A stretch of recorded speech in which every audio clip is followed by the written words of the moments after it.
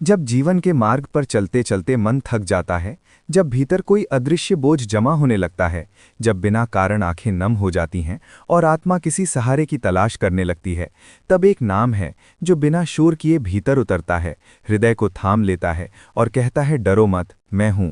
वही नाम है बजरंगबली का नाम। बजरंग नाम साधना कोई कठिन तप नहीं, कोई जटिल विधान नहीं, बल्कि प्रेम, विश्वास और समर्पण की वो सरल धारा है जिसमें बहते बहते मन स्वयं शुद्ध होने लगता है। ये साधना उस बच्चे के लिए भी है जो पहली बार राम नाम सुन रहा है, और उस वृद्ध के लिए भी है जिसकी सांसों में अब केवल स्मृतियां बची हैं। हनुमान जी को शास्त्रों में संकट मोचन कहा गया है, लेकिन उससे भी पहले वे करुणा के प्रतीक हैं। रामचरितमानस में तुलसीदास जी कहते हैं कि हनुमान जी की कृपा वहां स्वतः पहुंच जाती है जहां सच्चा भाव होता है, भले ही साधन कम हो, भले ही शब्द टूटे फूटे हों। जब हम बजरंग नाम का जप करते हैं, तब हम किसी शक्ति को बाहर से नहीं बुलाते, बल्कि भीतर छुपी हुई निर्भयता को जगाते हैं। ये नाम मन के अंधकार में दीपक की तरह है जो धीरे धीरे प्रकाश फैलाता है, आंखों को चकाचौंध नहीं करता, पर अंधेरा टिकने भी नहीं देता।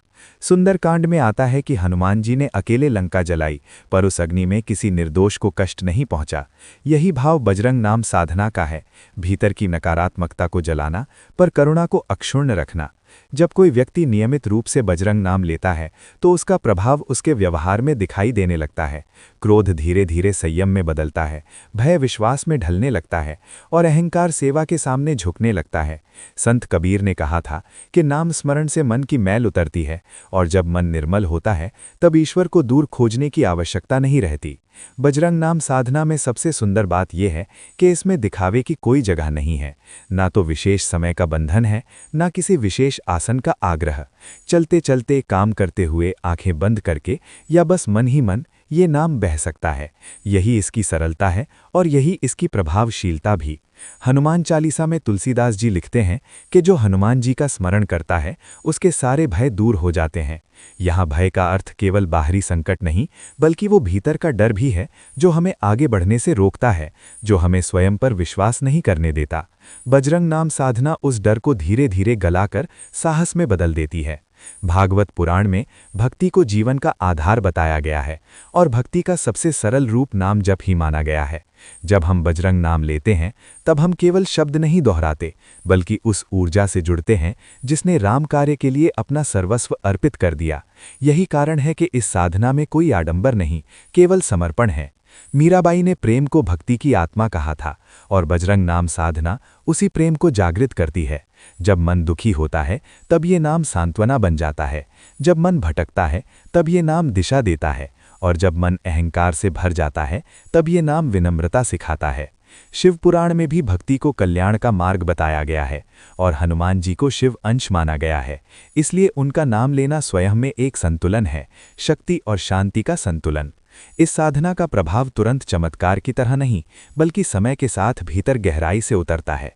जैसे मिट्टी में बोया गया बीज जो पहले जड़ें बनाता है, फिर अंकुर बनकर बाहर आता है। बजरंग नाम साधना भी पहले मन की जड़ों को मजबूत करती है, ताकि जीवन के तूफानों में व्यक्ति डगमगाए नहीं। संत रविदास ने कहा था कि ईश्वर वहाँ वास करते हैं जहाँ मन निर्मल होता है। ये निर्मलता किसी एक दिन में नहीं आती, पर नियमित नाम जप से धीरे धीरे मन हल्का होने लगता है। जब हम बजरंग नाम को अपने जीवन का हिस्सा बना लेते हैं, तब समस्याएं अचानक समाप्त नहीं हो जाती, लेकिन उनसे जूझने की शक्ति अवश्य बढ़ जाती है। यही इस साधना का सबसे बड़ा प्रभाव है। ये जीवन को आसान नहीं बनाती, बल्कि हमें मजबूत बनाती है। रामानंदाचार्य ने भक्ति को सामाजिक और व्यक्तिगत जीवन का सेतु बताया था, और बजरंग नाम साधना इसी सेतु पर चलने का मार्ग है। ये हमें अपने परिवार, समाज और स्वयं से जोड़ती है। जब हम भीतर से शांत होते हैं, तब बाहर भी शांति फैलने लगती है। बजरंगबली का नाम लेते समय मन में केवल यही भाव रखें कि जैसे एक बालक अपने पिता का हाथ थाम लेता है, न कोई डर, न कोई अपेक्षा, बस विश्वास। यही साधना की पूर्णता है। अंततः ये समझना आवश्यक है कि बजरंग नाम साधना कोई अलग कर्म नहीं, बल्कि जीवन जीने का एक तरीका है। जब हर श्वास के साथ ये नाम जुड़ जाता है, तब जीवन स्वयं साधना बन जाता है, और साधना स्वयं जीवन। यदि ये भाव आपको भीतर तक स्पर्श करे, तो इस भक्ति यात्रा में हमारे साथ जुड़े रहिए।